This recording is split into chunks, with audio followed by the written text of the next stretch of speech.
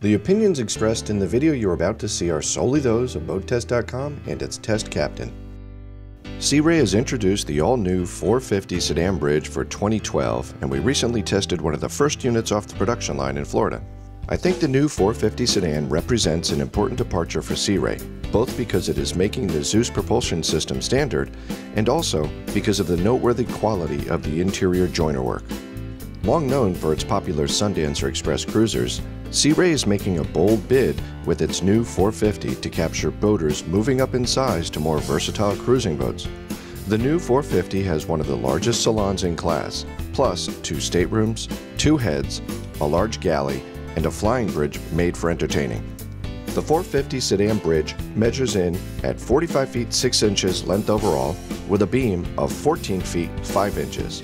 She draws 48 inches, has a 17-degree dead rise at the transom, and has a dry weight of 36,602 pounds. Our test boat was powered by twin 459 horsepower Cummins Mercruiser diesel QSB 480 diesel engines driving twin Zeus pods with dual props each. Sea Ray also offers this boat with the Cummins Mercruiser diesel QSC 600s for those of you who want to reach 40 miles per hour. During our test, I recorded a top speed of 30.6 knots at 3,400 RPMs. At this speed, she was burning 50.8 gallons per hour or 0.60 nautical miles per gallon for a range of 203 nautical miles with a 10% fuel reserve. Far more important is the boat's performance at normal cruising speeds, and here I got a very pleasant surprise.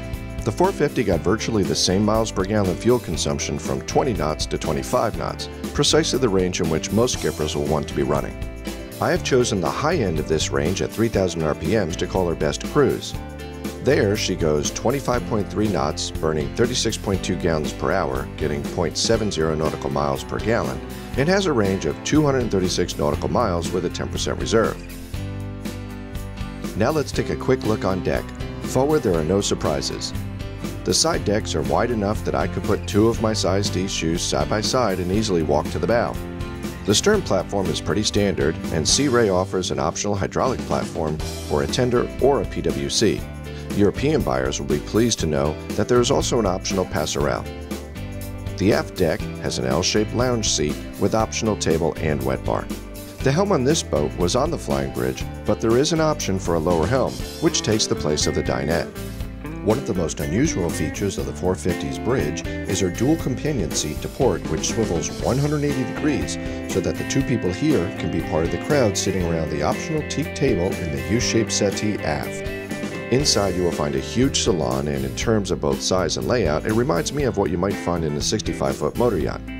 Note that the sofa is a standalone piece of furniture, not a built-in banquette.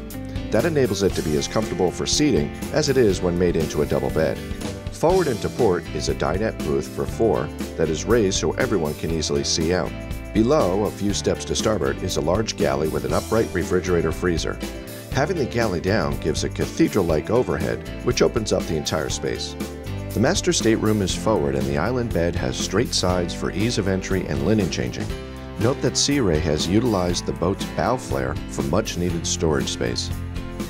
Abaft the forward cabin are 2 wet heads, one to port and one to starboard. They are pretty much mirror images of each other, and one can serve as a day head.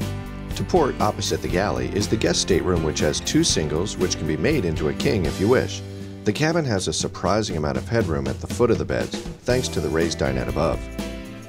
That's our quick look at the performance, deck, and interior of the new Sea Ray 450 Sedan Bridge. For BoatTest.com, I'm Christopher Hughes.